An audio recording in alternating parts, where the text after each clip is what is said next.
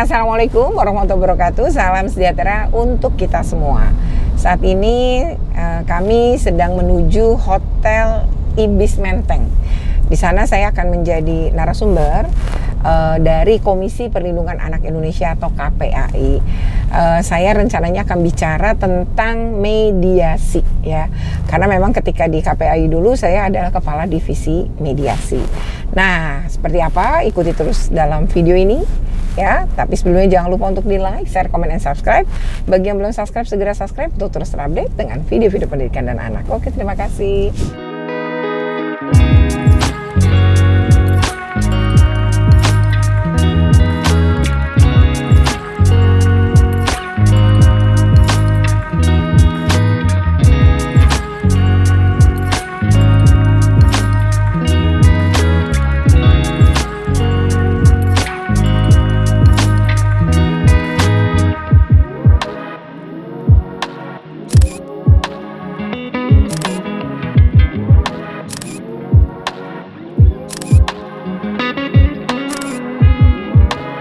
Bapak Ibu, ini sebenarnya saya kemudian berangkat dari waktu di masa saya mencoba mengupayakan waktu itu. Tadi karena kesibukannya komisioner, saya seperti keteteran kalau harus melakukannya bertumpu pada saya. Apalagi ketika itu banyak sekali mediator tuh yang sulit untuk melakukan mediasi terutama kasus pendidikan. Sehingga lebih banyak itu ke pengasuhan. Nah, atas dasar itu kemudian saya untuk memberi semangat pada teman-teman yang staff tugas tambahan sebagai mediator, maka dari tidak pernah mendapatkan untuk mendapatkan saat itu. Ini sebenarnya bukan soal semata-mata uang, tapi memberikan hak mereka dan menghargai sertifikatnya mereka. Karena untuk menjadi mediator itu tidak mudah, dan itu bagi saya semua staff akan punya resiko yang sama. Padahal ketika itu saya juga tidak pernah bertemu dengan orang yang akan diminta klarifikasi pihak sekolah. Tapi hari itu kita tidak bisa bertemu gitu ya. Sebenarnya bukan pada hari satu hari sebelumnya, karena ada seorang anak SMK akibat kekebalan. Nah, saat itu kementerian datang, kemudian ketua KPAI Pak Susanto dan saya kemudian memutuskan untuk batalkan bukan mediasi, tapi klarifikasi pada yang teradu. Saya pikir itu sesuatu yang biasa. Ternyata karena juga ada hal luar biasa yang terjadi, dan sebagai kementerian lembaga, kami tentu kalau ada anak kita akan segera jalan. Kemudian menuliskan surat panjang kali lebar kali luas kepada 7 lembaga negara yang kemudian Ombudsman sampai Presiden dengan mengadukan bahwa saya telah melakukan kong kali kong dengan pihak sekolah terkait penyelesaian kasus. Padahal itu masih tahap awal yang bernama klarifikasi dan nggak pernah ketemu, ya. Tapi kemudian punya tudingan seperti itu. Nah, Bapak Ibu sekalian, saya dari cerita itu mengatakan bahwa tidak mudah menjadi seorang mediator. Keliru bicara aja dan mereka melakukan perekaman secara ilegal terhadap itu mengakibatkan kita kemudian berhadapan dengan situasi yang tidak enak. Waktu itu akhirnya kita buat aturan. Daring itu jika apa? Karena semua teman-teman mikirnya negatif. Jadi akhirnya yang ketemu adalah segala hambatan. Misalnya, nanti kalau direkam gimana? Nah, sebenarnya kalau nanti direkam oleh mereka gimana? Maka sebenarnya kita bisa ikat satu, larangan merekam. Kalau merekam dan menggunakan kelak untuk pembuktian di pengadilan, maka KPAI bisa mengeluarkan surat bahwa itu ilegal. Karena rekaman ilegal tidak bisa menjadi bukti di pengadilan. Maka akhirnya sampai hari ini KPAI melakukan melakukan mediasi daring. Jadi itu inovasi yang akhirnya kami lakukan. Saya ngelihat gini ya, kendala yang lain adalah KPAI itu menerima permintaan pihak kepolisian untuk melakukan mediasi kasus-kasus di kepolisian. Jadi terkait permintaan ini memang belum ada dasar dan ketentuan waktu itu. Nah, terakhir saya ingin mengatakan bahwa teman-teman ini mediator itu kerap kali tiba-tiba ditunjuk. Jadi misalnya gini, dipasangkan dengan komisioner. Komisionernya tiba-tiba nggak bisa. Komisioner kok nggak bisa, kok nggak ngasih tahu? Ah udahlah, saya memikirkan gimana cara yang bisa nyelesain. Nah ketika itu kita kemudian menunjuk orang secara dadakan. Nah menurut saya ini juga orang itu jadi nggak punya perasaan. Dia juga jadi akhirnya saya lihat tidak percaya diri ketika proses mediasi dilakukan. Mungkin ini yang harus dibikin aturan. Kalau ngebatalin nggak boleh mendadak. Lalu kalau seorang komisioner yang emang sibuk, itu harus sudah bisa memprediksi, karena biasanya jadwal mediasi itu bisa seminggu sebelumnya. Tiba-tiba minggu depannya dia, kalau acara itu penting banget, nggak bisa digantikan dan lain-lain, mungkin kita nggak apa-apa. Tapi kalau kemudian bisa, apalagi itu acara KPAI sendiri, cuma tempatnya di hotel, saya rasa teman ini harus nyelesain mediasi dulu, baru menuju hotel itu gitu. Tapi ternyata itu nggak mudah nyuruh yang kayak begitu gitu ya. Jadi staff-staff ini saya sih merasakan banget pada situasi yang mereka mau tidak mau menggantikan walaupun mendadak. Kalau kasus-kasus sosial, saya sudah mulai menggunakan dinas sosial. Misalnya waktu adopsi, ya dia diadopsi di rel kereta api kemudian yang mengadopsi itu tempatnya di Cibubur. Ayahnya ingin mengambil kembali karena ternyata dia sulit mengakses si anak. Ketika itu si pihak yang pengadopsi yayasan meminta 7 juta karena sudah terlanjur masukin anak itu ke sekolah swasta. Sehingga ayahnya ini lapor ke KPAI. Nah, saat itulah saya mulai mencoba gimana cara nyelesain ini. Akhirnya saya libatkan saja pemerintah. Berarti ada kekeliruan dari proses adopsinya. Mereka bawa lawyer kalau nggak salah sampai 4, tapi saya bilang lawyer nggak punya hak suara, hanya diam. Silakan kamu ngasih masukan si klien, tapi klien adalah yang bicara. Lalu kalau Anda datang 4, hanya boleh 1. Nah ini terkait dengan mediasi, jadi kami sharing best practice gitu ya di tadi itu ada sempat pertanyaan apakah di KMPA itu ada regulasi yang nanti bisa ditambahkan dengan Bapenda. Kalau terkait dengan mediasi sendiri tentang KMPA memberikan pelayanan mediasi itu, kalau di Perpresnya 5/2020 dengan KMPA punya tugas dan fungsi pelayanan saja. Mediasinya itu ada di PPA di tahun 2022, jadi disebutkan bahwa ya kita bisa memberikan pelayanan mediasi gitu. Dan memang ini juga menjadi dasar kami memberikan pelayanan terkait dengan mediasi, dan khususnya ada beberapa case yang kalau sejauh ini case yang kami tangani terkait dengan mediasi adalah case perdata gitu. Yang paling sering adalah case hak suara ibu bapak Wendy. Jadi memang kasus-kasus terkait dengan hak akses bertemu dengan anak, hak berkomunikasi juga dengan anak, baik dalam dan masih dalam perkawinan kedua orang tuanya ataupun sudah berpisah dari WNA ataupun dari WNI begitu, dari pernikahan antar dan memang pola-pola yang dilakukan kami terkait dengan mediasi ini sebenarnya hampir sama yang dilakukan oleh teman-teman di KPAI sendiri ya. Jadi kami memang ada prasyarat tertentu ketika seseorang atau para pelapor atau pelapor begitu dilakukan mediasi, ada batas-batas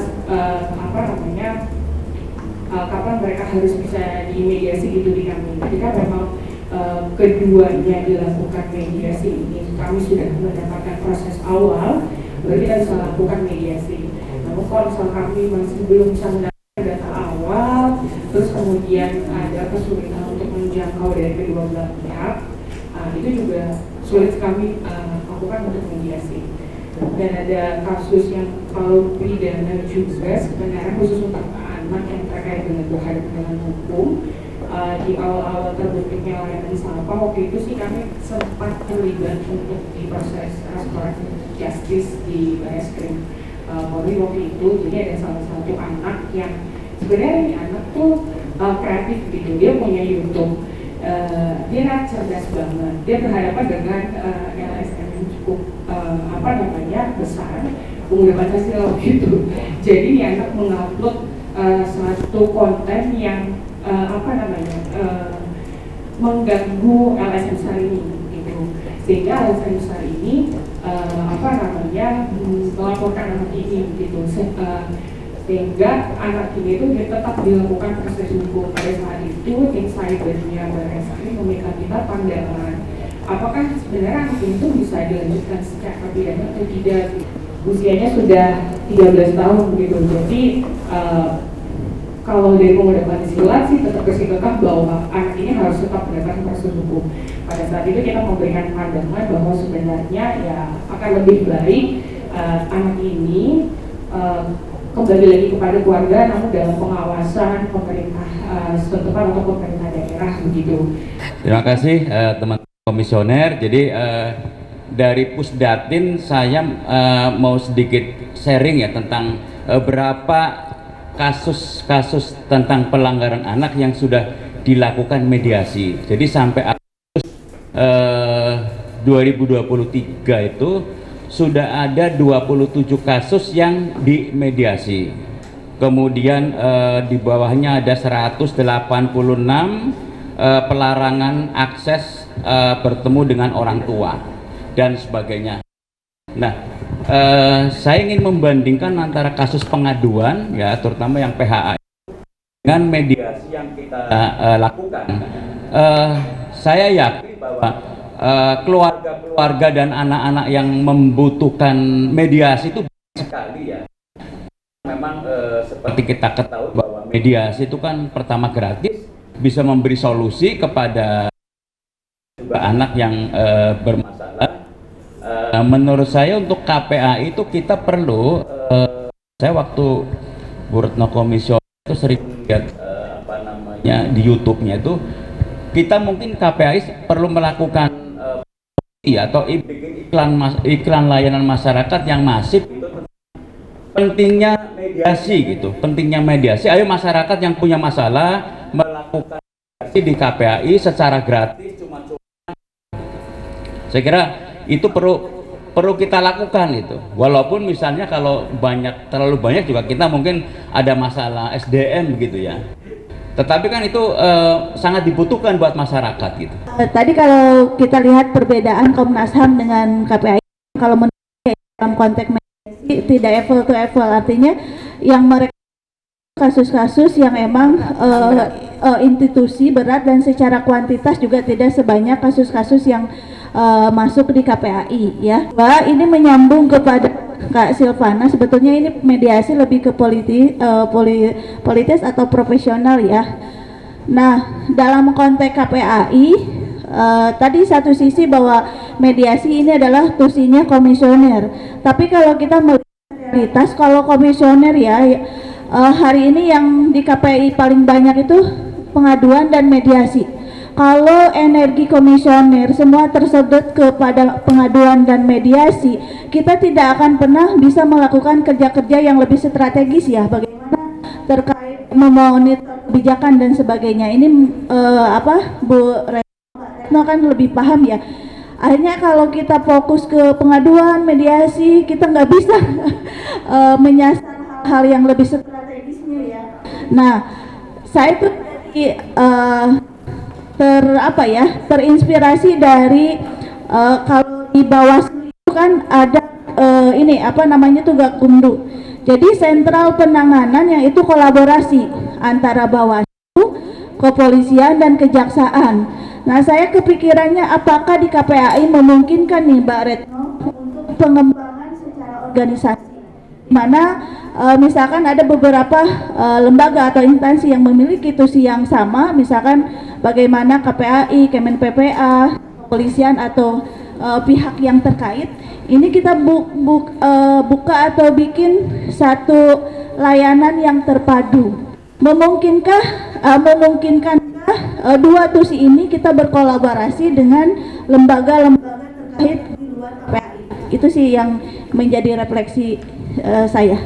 Terima kasih. Assalamualaikum warahmatullahi wabarakatuh. Itu kan sebenarnya mereka tidak menyebut mediasi tapi diversi kan, kekuatannya di sana. Diversi untuk kasus-kasus karena pidana. Nah, KPPA itu kan sebenarnya untuk kasus-kasus yang sifatnya perdata. Nah, karena perdata emang nggak bisa ke kepolisian, sehingga tidak bisa dimediasi oleh kepolisian. Oleh karena itu, kalau KPAI sendiri, saya rasa berbeda juga perannya, karena kalau KPAI kan fokusnya pada anak. Jadi penyelesaiannya hak anak, berpikirnya kepentingan terbaik bagi anak, dan mediasi orang dewasa, maksudnya masalah orang dewasa kayak di Komnas HAM dengan mediasi KPAI itu sangat berbeda gitu, karena kita fokusnya memang kepada anak, jadi perspektifnya anak. Dengan begitu maka publik bisa tahu, sehingga kalimat yang Mbak Aira tadi bilang kecewa sama KPAI gitu, karena kayak merujuk kan berarti layanan. KPAI kan emang gak punya tusi layanan, jadi emang harus dirujuk pada pihak lain. Nah, menurut saya itu juga penyelesaian. Ya, jadi penyelesaiannya kan beragam gitu. Nah, ini yang menurut saya laporan KPAI itu harus kayak gitu untuk kasus. Dibuat yang kayak gitu sehingga publik tahu, oh ya, kenapa mediasinya cuma segitu, karena yang bisa dimediasi ya segitu gitu. Mediasi itu bisa gagal, bisa berhasil. Tapi mayoritas mediasi KPI sebenarnya berhasil. Kita memang fokusnya kepada perdata, tapi kasus-kasus anak ini kadang-kadang diadukan ke kita yang pidana. Jadi ini anak ini pacaran antar SMA ya, maksudnya dia pacarnya yang cewek dan cowok ini berbeda sekolah. Setelah rupanya saat pacaran sempat kirim-kiriman foto tidak senonoh, lalu putus. Nah, pas putus si cowok nunjukin kepada teman-teman cowoknya yang di sekolahnya dia kan, ini apa gambar cewek-cewek mantan gue gitu, lalu di-share ke grup kecil mereka. Nah, kalau udah di-share dan dipegang orang, siapa yang bisa kendaliin? Lalu kirim sampailah anak laki-laki di sekolah yang tempatnya si cewek nih gitu. Nah, ceweknya kemudian nggak merasa tidak bisa menerima ini. Nah, dilaporkan kan, mau dilaporkan dengan undang-undang ITE karena ada penyebaran konten seperti itu kan. Nah, lalu rupanya mereka kemudian memutuskan untuk ke KPAI dulu, kalau enggak baru dilaporkan. Nah, pada saat itu saya kalau mau ngomong ini pidana, kita enggak bisa sih, tapi saya berpikir kepentingan terbaik bagi anak ini. Kebetulan sudah kelas 12, kebetulan udah masuk semester terakhir, jadi saya lebih mikirin kepentingan kelanjutan pendidikan. Tapi anak laki-laki ini juga perlu diberi efek jerak kan, bahwa perbuatan dia salah, harus ada konsekuensi. Jadi itu akhirnya saya mencoba ngumpulin, minta keterangan kedua belah pihak secara terpisah. Jadi yang anaknya, ibunya, yang perempuan, yang laki-laki, prosesnya akhirnya agak panjangan. Minta keterangan sekolah. Setelah itu saya mencoba untuk ke dinas. Jadi setelah dapat semua, dinas diundang. Terus kita paparkan, sekolah hadir. Seperti ini dan ada ancaman undang-undang ITE. Ternyata si anak-anak ini yang perempuan sempat mengadukan kepada pihak sekolah, tapi pihak sekolah yang laki-laki tidak menindaklanjuti. Nah, saya langsung bilang di dalam pertemuan dengan dinas, berarti sekolah keliru, nggak bisa. Jadi dinas juga harus memberi efek jerah pada sekolah. Nah, jadi akhirnya kita kumpulkan sampai kami mencoba mencari jalan, yaitu berdamai. Nah, ini berarti ada kompensasi yang harus diberikan. Nah, salah satunya anak perempuan ini menuntut anak laki-laki ini dikeluarin dari sekolah itu. Terpaksa waktu itu kami mencoba bertemu dengan Kemendikbud. Memungkinkan nggak? Karena waktu itu udah bulan Maret, saya ingat banget. Dan Mei kan lulusan ya. Jadi ini mungkin nggak dipindahkan. Nah, sebenarnya udah ditutup per Februari akhir. Tapi kemudian kita bernegosiasi supaya gini, keadilannya dapat nih si korban, tapi nggak perlu masuk ke ranah hukum. Akhirnya kita carikan sekolah swasta, dinasnya nyarikan, pindah, dan ketika pindah itu Dapodiknya akhirnya Kemendikbud memindahkan. Karena kalau dia dipidana, saya rasa dia akan kehilangan masa depan. Dan itu hal yang betul dia salah, tapi dia harus diberi kesempatan memperbaiki diri. Gitu, itu sih yang ada di kita waktu itu. Yang perlu diperhatikan sama teman-teman mediator, jangan pernah memberi kesempatan curhat saat mediasi. Ini penyakit yang kerap tetap dilakukan. Curhatnya lama, pakai nangis-nangis, nggak nyelesai masalah. Jadi yang sudah menyakitkan jangan diucapkan lagi. Kan dia udah kita minta keterangan. Jadi solusi yang kita cari next mau ngapain? Jadi kalau itu saya cukup galak terhadap orang-orang yang dia masih curhat. Ibu sudah saya ingatkan, bukan masanya curhat. Ibu harapannya apa? Dari pemaparan yang tadi pagi yang disampaikan Bu Retno juga, saya jadi ingin belajar lebih dalam nih bagaimana selama ini seperti yang disampaikan ya, banyak sekali kebutuhan mediasi, tetapi mediatornya sangat terbatas gitu.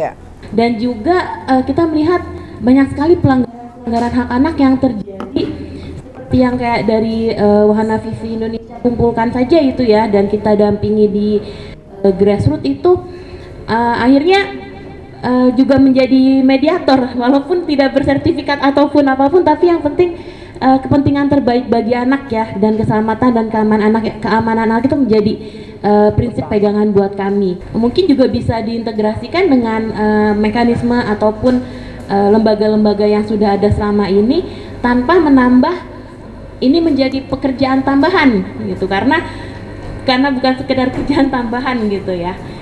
Mungkin itu saja, cukup dari saya, terima kasih. Izin berkenan bertanya kepada narasumber Bu Retno dan Bu Silvana terkait mediator ini Bu. Ada dua pertanyaan yang ingin saya pertanyakan. Di Perpres 6 kan memang di pasal 3 poin E memang sudah dijelaskan bahwa komisioner yang untuk melakukan mediasi sengketa perlindungan anak. Nah, yang kemudian secara hierarkinya, realitanya berkembang dengan diperbantukannya staf yang juga diberikan pelatihan mediator selama ini.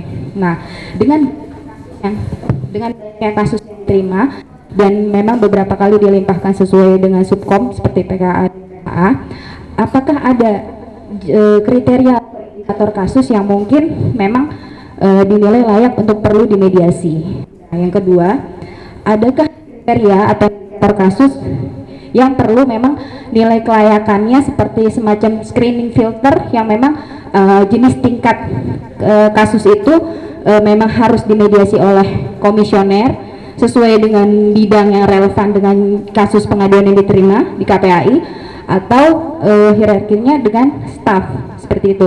Tentunya tadi disampaikan oleh Bu Retno memang selama ini juga sudah mau mulai berjalan Bu, antara komisioner yang memang antara mediasi yang berjalan komisioner didampingin oleh staf seperti itu. Demikian Bu yang dapat saya sampaikan. Terima kasih.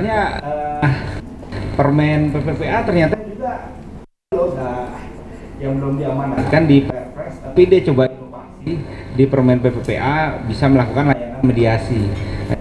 Juga perlu dipikirkan bersama agar cantolan hukum di Permen PPA bisa dititipkan agar rekan-rekan di daerah, di kabupaten kota dengan layanan PPA-nya juga tenaga SDM di bidang mediasi bisa semakin ditingkatkan lewat jejaring alumni pelatihan dari MA yang seperti Mbak Sil sampaikan. Tinggal puhanya aja yang diperkuat, karena takut-takut rekan-rekan alumni jejaring pelatihan dari MA ini puhanya belum terlalu banyak terpapar pengaruh utama hak anak. Ini menjadi penting, kalau enggak nanti akan beda jauh yang seperti dilakukan oleh Mbak Retno gitu kan. Tidak melihat dia korban, dia tapi kita lihat dia dengan situasi anak seperti apa. Itu yang saya pikir yang perlu diperkuat. KPAI di sini bisa bermain yang memang bagaimana mengharusutamakan hak anak, terutama di MA dengan hakim-hakimnya maupun dengan silabus pelatihan-pelatihannya. Terakhir saya juga karena ini pengalaman di SOS, beberapa kali kita ada temporer jadi shelter, tempat aman. Shelter ini nggak selalu bentuknya bangunan khusus, tidak, tapi dengan keluarga, dengan sumber daya yang kami miliki, adalah barangkali untuk walaupun nggak banyak, 1, 2 atau 1 Tiga, staf Kemenlu juga, diplomat Kemenlu perlu dilatihkan juga, dilibatkan tentang hal ini. Karena beberapa kasus antara WNI dengan WNA terdapat sengketa asuh, di waktu tertentu ada diplomat yang dilibatkan, akan jadi lebih cantik, lebih bijak ketika si diplomat ini sudah terpapar PUHA, sudah terpapar dengan pelatihan mediasi dari MA. Harapannya diplomat ini ya bisa berlaku netral, karena dari kasus yang SOS Indonesia alami, si diplomat ini lebih condong, kan ini warga negara Indonesia, ayo dong perjuangkan, tidak melihat bagaimana kasus itu seutuhnya. Apalagi dengan pendekatan PUHA, kita coba orientasinya kepentingan terbaik bagi anak, tapi ini tidak dijalankan oleh seorang diplomat itu, yang kami menilai kenapa dia belum terpapar PUHA, mungkin juga belum terpapar dengan metode mediasi. Jadi lebih kecenderungannya ini WNI, ya sudah, tempat terbaik adalah di tanah air. Nah, saya pikir tidak seperti itu selalu. Kepentingan terbaik bagi anak itu kan diatur di UNCRC, berlaku universal. Itu dari saya, sekian, terima kasih. Baik, terima kasih Mbak Sil. Yang pertama tadi Mbak Indah ya, indikator atau kriteria ya, kasus ini bisa selesai dengan mediasi atau tidak. Nah ini tadi penguatannya pada pengaduan. Jadi di pengaduan itu sudah memilah, ini akan diselesaikan kira-kira dengan apa. Ketika pengaduan merujuk, mengatakan bahwa ini nggak bisa, ini kalau ini harusnya diselesaikan dengan cara dirujuk, maka udah suratnya adalah harus kerujuk. Jadi yang menentukan sih menurut saya harus pengaduan. Jadi setelah mempelajari pengaduan, meskipun belum mendengar klarifikasi yang teradu, tapi kita bisa memperkirakan ini kayaknya nggak bisa dimediasi di KPAI, tapi bisa dirujuk, maka dirujuklah ke lembaga layanan misalnya. Yang kedua adalah bisa aja dimediasi sekaligus dirujuk. Jadi ada sebagian yang bisa dimediasi, tapi ternyata ada bagian yang memang harus dirujuk. Yang ketiga, clause ini bukan bagian dari KPAI. Maksudnya bukan tugasnya KPAI. Ya, misalnya anaknya sudah usianya 18 tahun lebih 2 hari, kan nggak bisa. Atau misalnya, oh ternyata ini kasus orang dewasa, jadi pelakunya orang dewasa, pelakunya misalnya orang dewasa. Oh ya berarti ini seharusnya udah pidana terhadap anak, berarti nggak bisa. Jadi kalau ini bukan tidak kategori perdata tapi pidana nggak. Tapi kalau semua pelakunya maupun korbannya adalah anak, kita harus lihat lagi, ini mungkin nggak kita mediasi gitu. Karena peluang kita nyelamatin anak itu penting. Karena kan bagi kita ini bukan salah dan benar, karena anak pasti berbuat salah karena memang masih anak gitu kali ya Mbak Indah. Jadi indikator atau kriterianya ya kayak gitu. KPAI boleh membuat menurut saya semacam juknis, jadi teman-teman pengaduan bisa ngelihat didasarkan itu. Nanti yang masih hitam putih lainnya harus konsultasi dengan komisioner misalnya begitu. Nah yang terakhir terkait dengan sebenarnya apa sih KPPA itu pernah melatih ya sejumlah PPA maupun dinas itu untuk pelatihan mediasi dengan dibiayai oleh KPPA. Cuma saya nggak tahu ya apakah ini masih berlanjut atau tidak. Itu dalam upaya meringankan tugas sebenarnya gitu. Jangan sampai kasus anak itu ke pengadilan kecuali yang tak termaafkan, dalam arti udah memang harus diselesaikan di pengadilan gitu. Tapi kalau bisa kita berupaya membantu melalui mediasi, karena mediasi itu win-win solution, semua pihak bisa diuntungkan. Saya pikir itu. Terima kasih. Ya, ukuran saya untuk sementara ini 2, Bu Retno. Yang pertama perdata udah pasti ya. Iya. Nah, kalau yang pidana memang harus di proses hukum. Yang pertama itu, tapi yang kedua juga kalau kasus itu harus diselesaikan di tingkat nasional. Karena kalau kasus itu sebenarnya bisa diselesaikan di wilayah tersebut oleh para pihak yang pertama para pihak yang terkait, kedua para pihak yang diberi mandat oleh undang-undang untuk perlindungan anak. Dan tadi ada statement Bu Retno yang sangat penting yang saya rasa itu akan menjadi satu rekomendasi diskusi kita, jauh mana panggilan berikan layanan karena ibu tadi bilang KPAI tidak punya tusi layanan. Mediasi kan tusi layanan, mau tidak mau. Jadi kami merasa secara prinsip NHRI memang tidak punya tusi layanan. Layanannya lebih ke psikologi sebenarnya maksudnya. Ya, oke. Bukan apa. Kalau mediasi itu kan tusi kan sebagai bagian dari tusi. Persis, ya. Sekarang jadi kan gini. Nah, ini problemnya Bu Retno. Dan problem ini saya pelajari juga ketika saya komisioner Komnas Perempuan. Tusi kita yang diamanatkan oleh undang-undang itu harus diterjemahkan dalam bentuk strategi. Jadi tusi itu nggak harus ditelan mentah-mentah. Jadi itu tugas kita.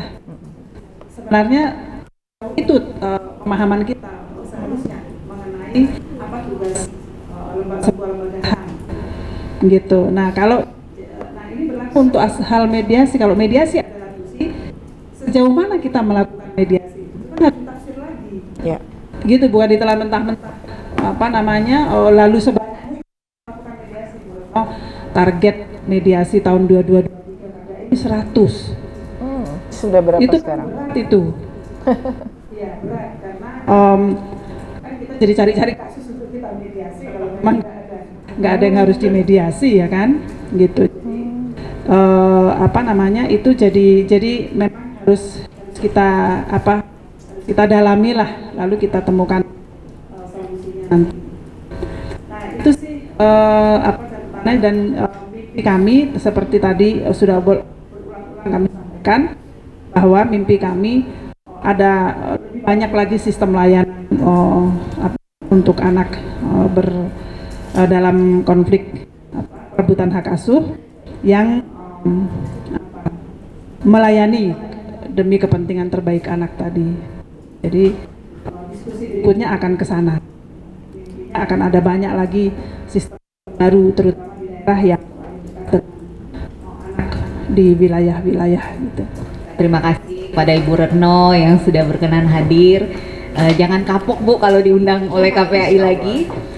Dan selanjutnya sebelum kita kembali ke aktivitas kita masing-masing, kami mohon perkenan dari Ibu Silvana untuk menutup acara FGD peningkatan efektivitas mediasi. Ibu Retno, teman komisioner, kakak-kakak komisioner dan kawan-kawan mitra KPAI. Saya sudah beberapa kali mengundang teman-teman jadi teman berpikir ya, baik subkomisi mediasi maupun klaster hak sipil dan partisipasi anak, ya kan? Saya berharap ini sekali lagi bukan yang pertama dan yang terakhir. Kita pasti akan ketemu lagi dalam diskusi-diskusi berikutnya. Kami juga berterima kasih pada Farid yang sudah memoderasi dari pagi sampai sore ini. Kami mohon maaf ya kalau ada kekurangan dalam kami mengasih diskusi yang sangat berharga ini. Semuanya untuk kepentingan terbaik bagi anak-anak Indonesia supaya kualitas hidup mereka makin baik, mereka juga bahagia gitu ya. Seperti kita juga pengen bahagia. Terima kasih, selamat sore, sampai ketemu lagi, salam sehat selalu.